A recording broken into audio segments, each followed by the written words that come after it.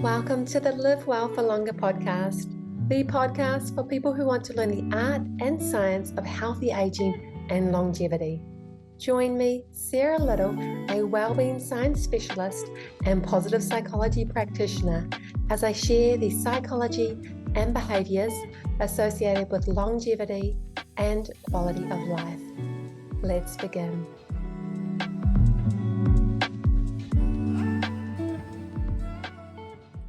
Imagine yourself sitting on a dreamy beach somewhere, tropical and remote. Can you see it, feel it, and taste it almost?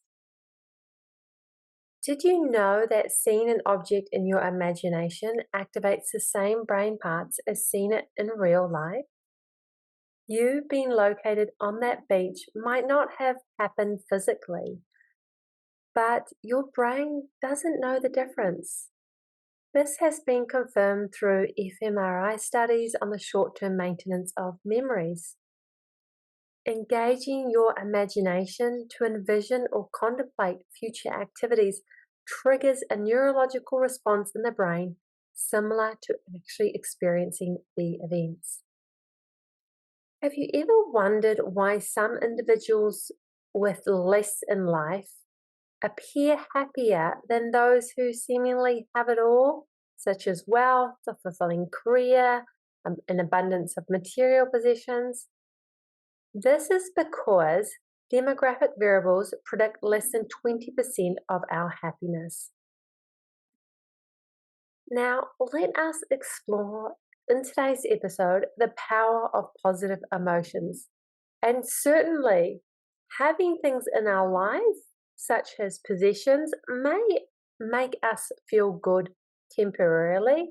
They do offer that hedonic fix instantaneously, but they're not everything in the long term. As well, we may think that we have nothing to be grateful for or no sort of thing to look forward to in the near future. Maybe we don't have any holidays planned, or we've just come through a time where we've had a lot of turbulence and we're not feeling our best, right? Or we don't have something to look forward to, we're not feeling hopeful and optimistic. That doesn't mean we can't feel the colourful emotion of positive emotions on a daily basis. So yes, having experiences such as laying on the beach or having possessions do give us those good feelings, but they're not essential to having positive emotions. They're not essential to your happiness. And in today's episode, you will learn where emotions come from, why positive and negative emotions are so important, as well as how positive emotions shape your health, your happiness, and I'm going to give you some strategies to increase positive emotions, regardless of where you're at, regardless of what you've been going through, regardless of what you own or don't own or where you're situated. I am a deep believer that we can blossom and bloom where we are planted. And I deeply feel that this is something that I've worked on in my own life and seen an incredible leap in my happiness in 2023. And I've talked about this in previous episodes. I've talked about how I live in a remote country town, and it has been challenging in the past to find happiness when in the past I didn't have a car and I lived remotely and I had a lot of responsibilities as well as health challenges, but I was able to move forward and feel good on a daily basis despite my circumstances. And so this is what I hope to share with you today. I hope to give you a spark of light, of guidance, of hope to help you find positive emotions no matter where you're at, no matter what challenges you're facing. As well, if you're not facing challenges, I hope that this episode sparks even more positive emotions for you and a greater understanding of the role that emotions play in your health and your happiness and your longevity. So, as we've discussed, it's not what you have that gives you happiness, but who you are and how much joy you can gain from the simple things in life, such as connecting with a friend or watching a sunset or being simply absorbed in flow. I love Epicurean philosophy because this is a philosophy of hedonism. And often people think of hedonism such as shopping and indulging in beautiful, luxurious food, fine wine, cheeses, etc.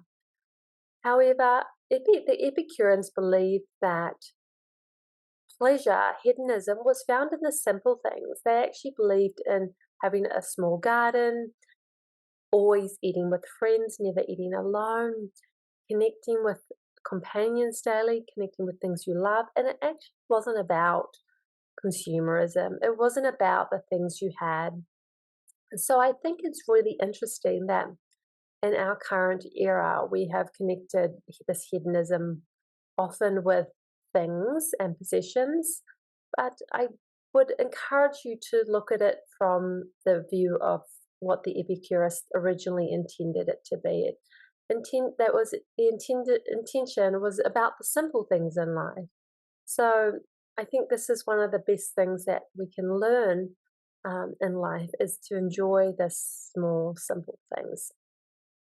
So this is not only confirmed in philosophy, but in science as well. It's confirmed that happiness isn't found in our experiences or how much we have, how much money we own, or how much we earn.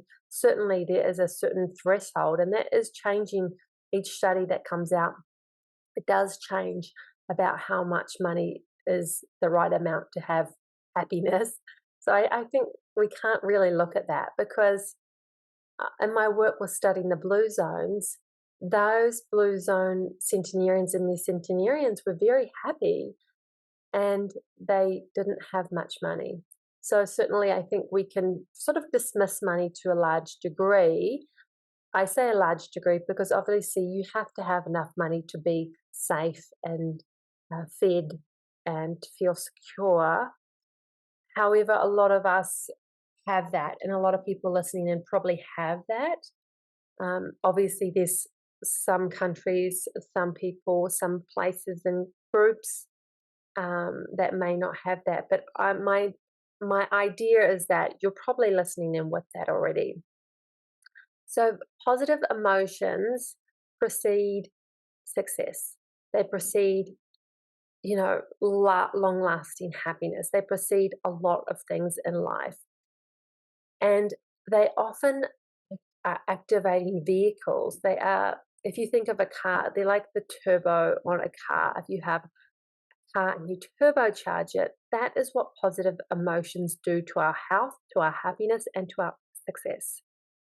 Now, imagine there's something you'd like to achieve in the next 6 months and just visualize and just really absorb into that item that you want to achieve, that experience that you want to have. Now think about how you feel about that experience. Think about all the thoughts you have surrounding that goal you have. Are they positive, uplifting, joyful, enriched? Because if we have this goal, this idea of what we want to achieve, and yet we're not working with these positive emotions, it can be much harder to achieve it. And that is because, well, it's because of many things, and we will go into that shortly. However, if you work with your emotions positively, you can turbocharge yourself and your success. Often people think that to become a success or to have the great things in life, the good things in life, good friends, happy family, health, that they must be or do certain things first. But I honestly can say from my own experience that positive emotions precede success, successful relationships, positive health, and so forth. So goals do become a lot more doable when we are feeling good. we should have goals that help us to instantly feel good. We should feel good about accomplishing them, even if we feel like they're difficult. So I have been writing a book for the last 2 years, I think it's been maybe, on how to rest, and particularly how do we rest in hard times. And it's been really challenging because I'm on to chapter 3, and it's actually only 4 chapters, but I'm getting to the end of it. And whilst I was really positive about the book and I felt so much joy and aliveness in writing it initially, I worked with a mentor of mine who put me on a different path with it. And since she put me on a different path because she had a different vision for it, I struggled to write it and have been struggling to write it ever since. So this is something that I still am working on myself, because I am working with the fact that, do I need to re-envision this pathway for my book? Or is it the thoughts I have around the book that's putting some turbulence in place?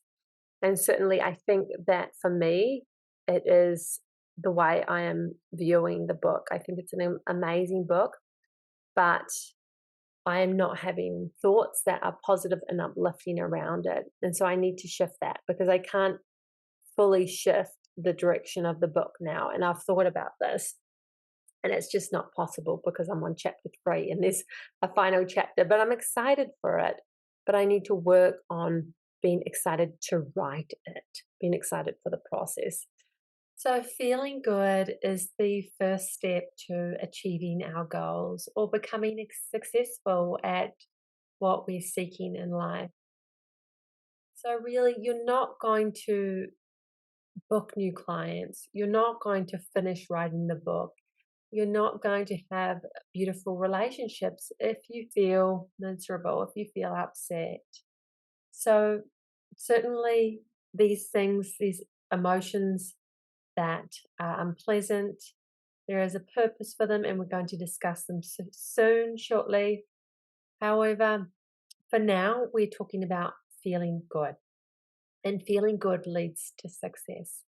But don't beat yourself up if you don't feel good, because we're going to discuss ways to increase your positive emotional bank account. Until recently, the positive psychology movement, which has been led by Martin Seligman amongst others, happiness was overlooked. It was very much overlooked in the psychology field and related disciplines. In the last 3 decades, however, there has been an incredible surge in scientific evidence on the literature of happiness. So we now have incredible systematic reviews, meta-analysis, studies conducted on what actually contributes to happiness. And I think this is simply amazing, because it really does take the guesswork out of it for us. And the research has shown that happiness can be fostered, it can be increased. So we're going to talk about how to do that today. How do we increase our happiness? And for me, happiness has been one of those things in my life where it's a little mysterious. It's like a mysterious lover, and it comes and it goes. And I think, why can't it just stay, hang out with me a little longer? But I think that we think of happiness as this constant, permanent state, when in fact, happiness, like other emotions, is always in a state of flux, just depending on our mood at the time, if we've slept well, if we've eaten, what's happened the day before, what we've got coming up, what the weather's doing. There's so many facets affecting our happiness. And I think it's really important to know that there's some things we can change, and there's some things we can't change. And one of the things we can't change is we can't avoid negative emotions, because they actually serve a really adaptive purpose. So positive emotions, like negative emotions, often tend to be short-lived. You may find that in the morning you wake up and you're so excited to have your morning cup of coffee like me. Although you may find yourself frustrated minutes later because your car won't start. Our mood is longer lasting, however, than our emotions. So our emotions are short lived, but our mood is more diffused than emotions. So, so the way you see something will be different to the way another person sees it. And it doesn't mean that how you see something is untrue or how they see it is untrue, but it does tell us, the way you see something does tell us how you're going to feel about something.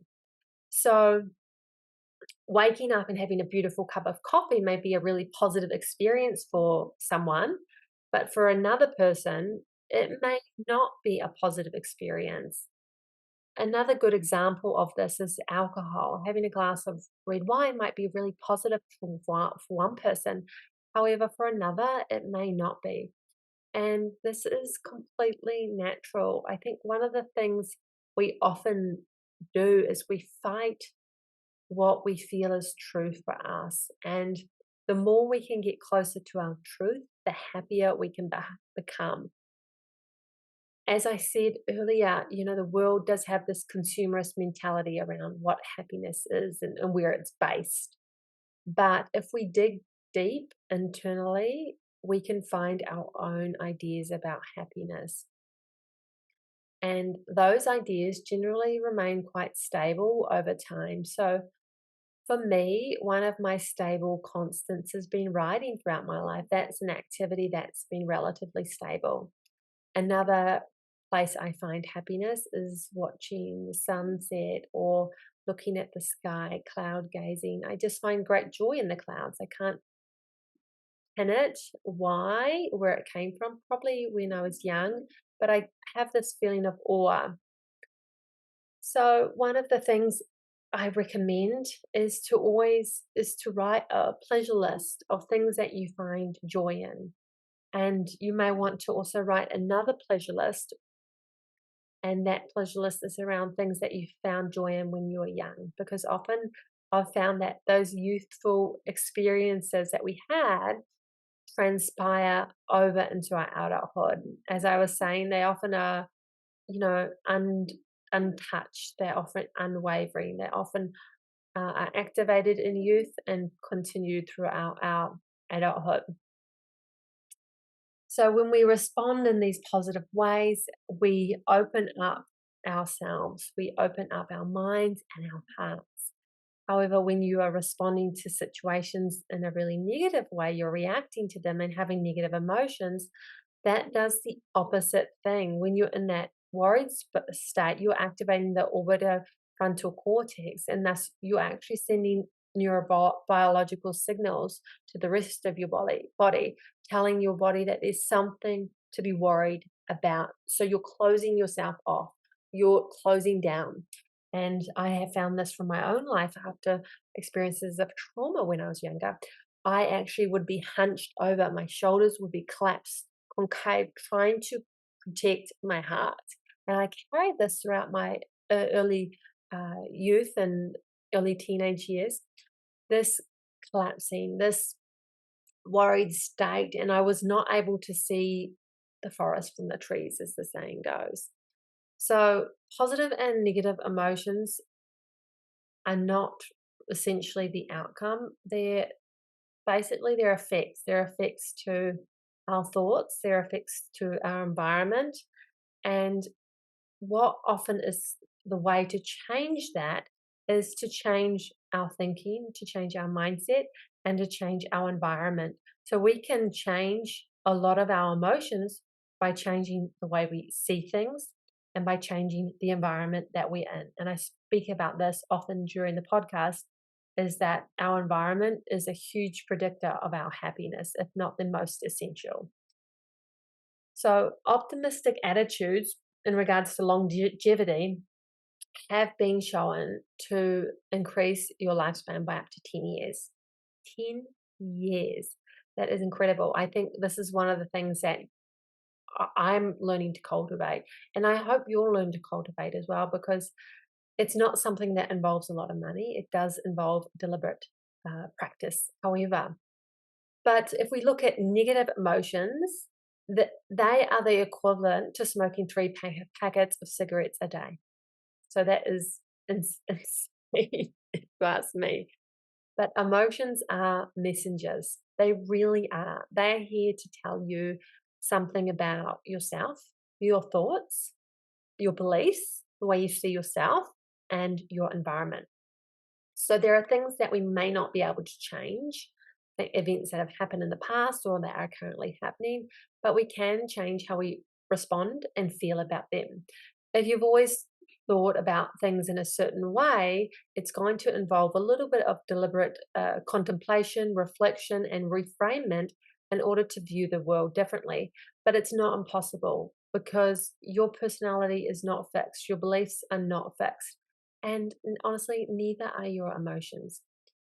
Positive emotions, they build our physical health. The negative emotions decrease our physical health. It's that simple.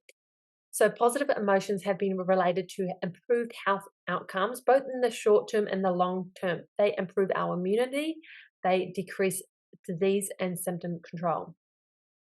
In contrast, when we upbeat, you are boosting your mood, you are boosting your pain tolerance, you are boosting your immunity.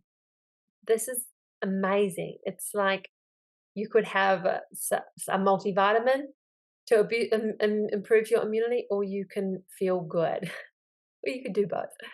But studies have found that positive emotions reduce colds, headaches, congestion, inflammation, and lower the likelihood of cardiovascular disease. Positive emotions create this upward spiral of mental health. And we're going to be talking about this soon. This is the Broaden and Build theory by Dr. Barbara Fredrickson. I think I've already spoken about this on another episode, but I think it's probably worth saying. So we'll just touch on it lightly today. But the reverse is also true for negative emotions, because negative emotions don't not only feel bad, but they're also bad for your health, right? They can decrease your immune system and lower your pain tolerance. And they are also related to a lot of health conditions. So feeling good is crucial for your health, for your success, for your creativity, for your social relationships. And you can do so much more in life when you feel good. You can achieve your goals. You can just live a better life. So yes, I hope I've convinced you that positive emotions are good. So Barbara Fredrickson, she is one of the leaders in positive psychology. So I've also mentioned Martin Seligman, but Barbara Fredrickson is another. And her work has provided some incredible insight into positive emotions. And she proposes a theory called the Broaden and Build theory, which informs us that positive emotions can change our thought action repertoires. So when we feel good, we have more novel ideas, we're more creative, we strengthen our social bonds, we improve our health. All these items come from the result of feeling good. Quite amazing, really, isn't it? So I've talked about already, but if you think about positive emotions like a bank account, the more you feel good, the more you deposit into your emotional bank account, right? And the more money or emotional bank account you'll have to draw upon later. So let's say if something goes wrong in your life and you've been feeling really, really good for quite a long time, you've been putting a lot of positive emotions in, working on your thoughts, creating a really conducive environment to feeling good, and something goes wrong, you're going to be still more resilient. You're going to be more equipped to handle those challenging experiences versus if you have really been neglecting your emotional health. When something bad happens, you really take that hit quite hard. And I know this definitely from personal experience. So the more positive emotions you put in, the more you are building up that positive emotional bank account. And you're broadening and building upon your health, your success, your creativity, and your social bonds. Now, Dr. Barbara Fredrickson, she's got some incredible work on emotions, just generally speaking, as well. And she has actually identified the top 10 positive emotions. So her emotions that she's identified are joy, gratitude, serenity, interest, hope, pride, amusement, inspiration, awe, and love. And I just think they are beautiful. I think it's interesting that savoring is not on there, because savoring, I mean, you could say savoring comes under joy or gratitude or interest, but for me, savoring is another positive emotion I just love. So, how do we increase positive emotions? So, we're going to talk about 6 strategies that will help you to increase positive emotions. When I was 17 years old, I worked in a retail store. There was a woman whom I worked with, and I admired her very much. One day, she was going to get herself a coffee, and she asked if I wanted one. I told her that I wanted a hot chocolate, because at the time I loved hot chocolate. And her response derailed me. It deflated me. It made me feel as if I was a little girl. She was like, "You want a hot chocolate? I thought you'd want a coffee. You're a little girl. You're drinking hot chocolate, you know?" And this really threw me off, because I was like, "What's wrong with having a hot chocolate?" But I just felt so inferior, like I wasn't an adult. And I was much younger than her, probably half her age. And I really looked up to her and saw approval from her.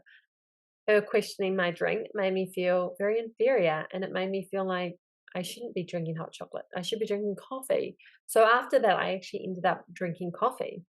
But how often in life do we try to be someone we're not? How often do we change our choices because we're scared of what other people are going to think of us? And maybe this isn't you, or maybe it is, but I encourage you to just really think about it, and think about the little edits in your life. You know, where are you currently participating in activities or doing something that's making you feel not so good, maybe even miserable? So, strategy 1 is to stop doing things that make you feel miserable. So, some small switches like changing my hot chocolate to coffee, can have a really big, significant impact. Not only does it make us feel like we shouldn't feel good, but it also is like affirming that we're not acknowledging that we deserve to feel good, that we deserve to have the thing that we want. So quit the things that make you feel miserable, quit having your coffee instead of your hot chocolate, and start doing what brings you joy. Do I drink hot chocolate these days? Yes, I do. Strategy 2 is do activities that feel good tomorrow, today. Often what we do is we delay our happiness for tomorrow, mañana, mañana, no, più tardi, later, later. But in fact, what we need to be doing is enjoying our present self, enjoying our happiness in the future today. And there's definitely better ways to use our time than scrolling on Instagram, or, you know, passing the time by doing things that don't feel good. I think a lot of us get caught up in this idea that we, have these habits and we're kind of stuck in them. But in fact, you're never actually really stuck. It's basically your thought telling you're stuck. You can change yourself at any given moment. The Greek philosopher Epicurus, if he were alive today, I think he'd agree with me on this one, because the philosophy of the Epicureanism philosophy is all about centered on what brings us pleasure, what brings us joy. And it's all about doing the things that bring us joy today, not waiting. So these little simple pleasures that we put off, they really make a big difference. Whether you're putting off wearing that gorgeous top because you're like, oh, I have to lose some weight first, or whether you're putting off using that china, your gorgeous cups and chinaware, don't, because who knows when those moments will come, if they will come. So don't wait until the conditions are right, or don't wait until tomorrow. Start to do activities that make you feel good. You don't need to lose the weight. You don't need to have circumstances to be perfect. You don't need to wait to have beautiful guests come over to indulge in a delicious meal.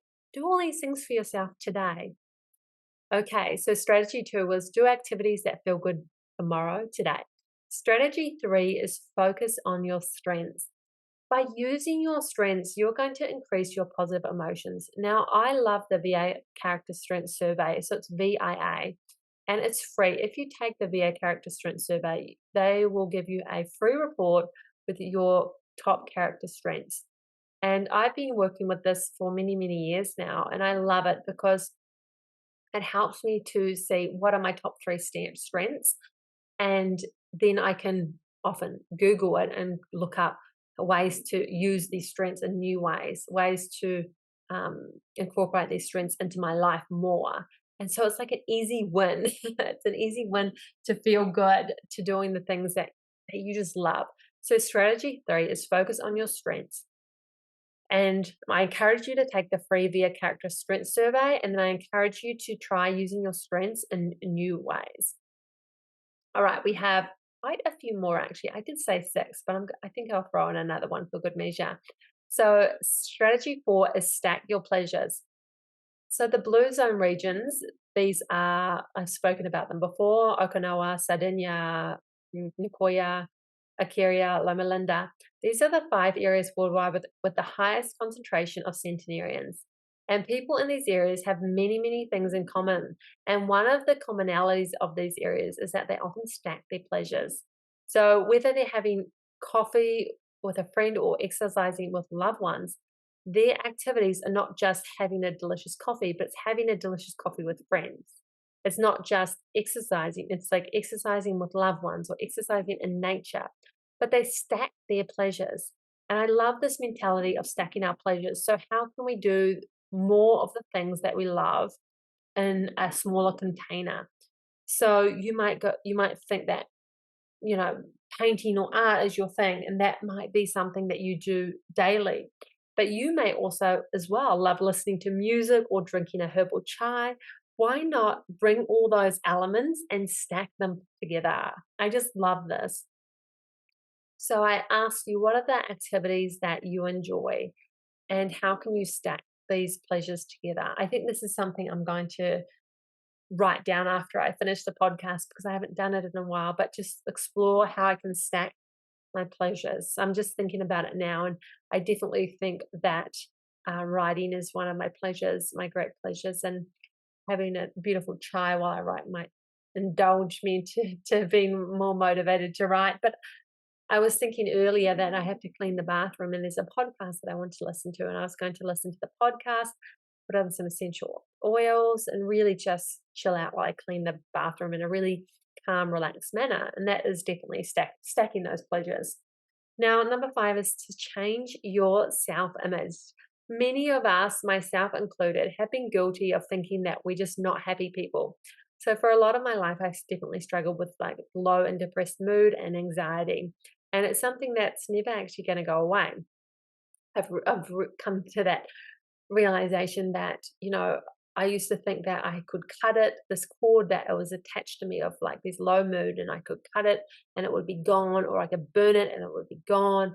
But in fact, low moods and depression are part of my personality, they're part of my life and part of my introverted, sensitive, type A, perfectionistic state. And so instead of beating myself up with the fact that I can never cut it off and be completely free, I can allow myself to also see myself as a type of person who can be happy and have challenges, to be happy and be able to deal with low moods or low times in my life. So changing our self-image is one of the surefire, quickest ways to see yourself, to change your life, start to see yourself as a happy person, start to be a happy person, right? So when we start seeing ourselves as a happy person, then we start being a happy person. That's when the actions and the thoughts, they follow. So when you're faced with challenging situations, how can you see yourself as a person who can be upbeat, confident, loving, compassionate in that situation? How can you on a daily basis see yourself as a person who is a happy person? All right, strategy number 6 is to surround yourself with people and experiences that feel good. I think as adults, we often forget that we have this incredible power, that we can choose our friends, that we can choose our experiences and our communities. But I think this power is one of the most overlooked things that we forget in our life when we grow up. We kind of get into this rut, we fall into these old groups, these old friendships, these old patterns. But we can actually choose to surround ourselves with amazing people. We can choose to have positive experiences. And I encourage you to be the type of person that goes out into the world and surrounds themselves with positive people, positive experiences. So to become the happiest version of ourselves, you must examine your environments, your groups, your friendships, and see, do they actually uplift my energy or do they drag me down? All right, we are getting to the end. This has been a long episode. So strategy 7 is to develop a positive emotional vocabulary. The words we use have an indelible effect on how we feel. As an example, we just talked about how we see ourselves, and our vocabulary definitely is shaped by how we see ourselves. So if you see yourself as a happy person, happy-go-lucky, you're going to use words that are related to that happy-go-lucky nature. If you see yourself as a person who is unfortunate, out of luck, struggling, you're going to have an emotional vocabulary that is consistent with that. So I challenge you to take the time over the next few weeks to really explore how you talk about your emotions. Are they fueled with positivity or are they fueled with negativity? And where is that stemming from? And have you got a self-image that is related to those feelings? Do you see yourself as a negative person? Do you see yourself as not capable? Do you have limiting beliefs is really what I'm saying. So number 7 is develop a positive emotional vocabulary. Harness saying words that are positive. You try to use positive words such as love, awe, hope, flow. Add those positive elements, positive words into your life. We forget that there's an array of emotions out there that we can feel, positive emotions, and we get stuck in this idea of that happiness is the one word, or joy. But in fact, there's so many words of describing how we feel, and especially positive emotions. So have a look online, see if you can look in a thesaurus to help you describe how you feel, and get really specific and get really enthused about using these specific positive emotional words and enriching your positive emotional vocabulary. So yes, okay, we have definitely touched on a lot today, and I am very grateful that you listened in to this podcast. Really, your emotions are a currency. I know it's a weird way to look at it, but they really are. The happier you feel, the more enriched your life is going to be. So remember, keep building up that positive emotional bank account, stack those pleasures, and remember that your health, your happiness is good for your health. And having positive emotions will serve you well, not only today and feeling good today, but in the future. And positive emotions are something that we need to continuously work on. They're something that we have to keep adding to our life and keep prioritizing ourselves and feeling good. Okay, thank you for listening. If you haven't yet downloaded the manifesto to help you live well for longer, we have a beautiful manifesto that's centered around these 7 themes of quality of life and longevity, and you can do that on the Institute of Positive Aging.com/manifesto, so the website. And I thank you very much. I hope you have a lovely Christmas, and I will see you in the next episode. As we conclude this Live Well for Longer podcast episode, we sincerely appreciate your presence on this journey. Your support fuels our mission, so remember to subscribe and leave your thoughts. And if you'd like to download a positive aging manifesto with 7 traits to age healthy and happy, then visit positiveaginginstitute.com/manifesto. Until next time, live a connected and kinetic life.